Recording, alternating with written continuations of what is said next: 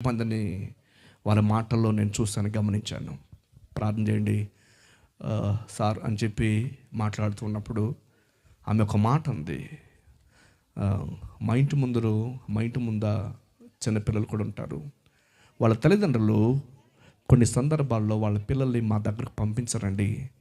ఇప్పటికీ 10 సంవత్సరాల పైన అయింది మాకు పెళ్ళి అయ్యి. పిల్లలు లేకపోవడం వల్ల ఎందుకు వాళ్ళ ఇంటికి వెళ్తారు, పిల్లలు వెళ్ళొద్దు, వాళ్ళ భాష ఎలా ఉంటుంది కదా, ఉపయోగించకూడదు, గొడ్డువి పిల్లలు కానీ మొండి ముఖాలు.